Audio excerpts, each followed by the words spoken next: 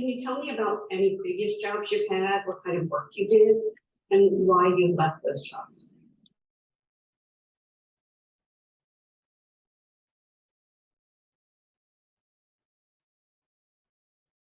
I was a student at the university, and I did food service and food prep. And I worked in the front line.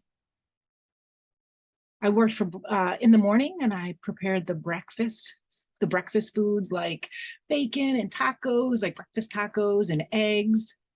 And because I was deaf, people would point to me, and then we would go back and forth and talk about how much or how many of a specific breakfast item they wanted. I also did some cleaning and communicated with folks to make sure everybody had what they needed, and got some really positive reviews on my work.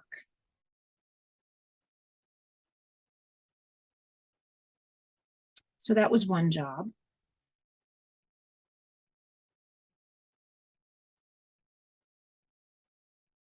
I left because the school closed.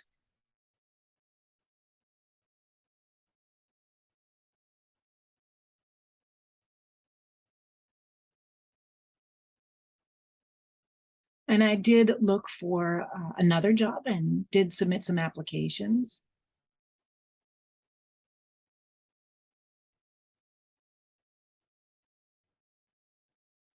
My hope was to work in a clothing store so that I could do some of the stocking, putting shirts, the sizes, putting them where they were appropriately placed in the store, doing some cleaning, and then also doing some checkout with folks at the clothing store. And that was also a job that I had, but I moved and then did not have a job at that point. But I really, really wanted to work at a place like Walmart. And I went on the computer and I did some job searching on the computer, looking for places like Walmart or Target, trying to figure out what I could do at those stores. And I decided to go ahead and make an application to Walmart. They have a lot of really inexpensive goods there, and I felt like I would be able to save some money working there as well.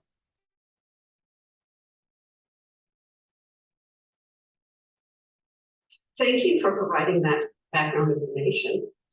Those are definitely some skills that you could use as a maintenance and stocking associate.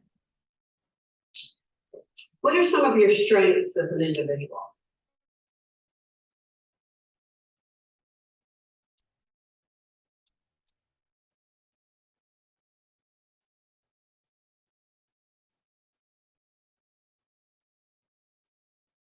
I'm friendly, I'm nice, I have a positive attitude, I'm motivated, I really like to help people, I'm invested in the work that I do, and I'm good at that job. If you give me something to do, I will do it, and I will do it well.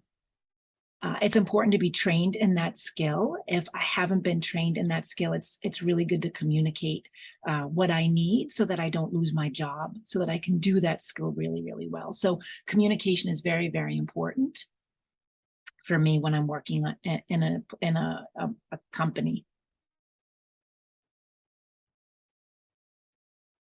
Those are some great qualities. Can you tell me about something you might want to improve about yourself?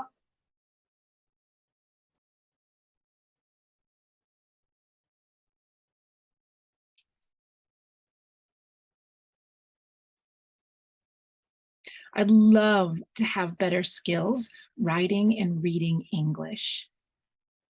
As you know, I came from Iraq, and that is obviously a different language in American, in its signed language and in its written form.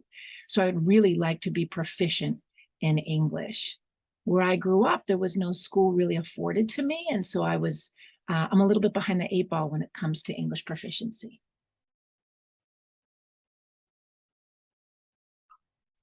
Wow. Speaking of communication, you said in your other job, when somebody wanted something, they would point to it. How would you communicate to your other coworkers if you're hired? Of course, interpreters would be provided for trainings and staff meetings, but in your everyday work, How would you communicate with your coworkers? They won't know sign language. Do you read lips? Do you use written notes?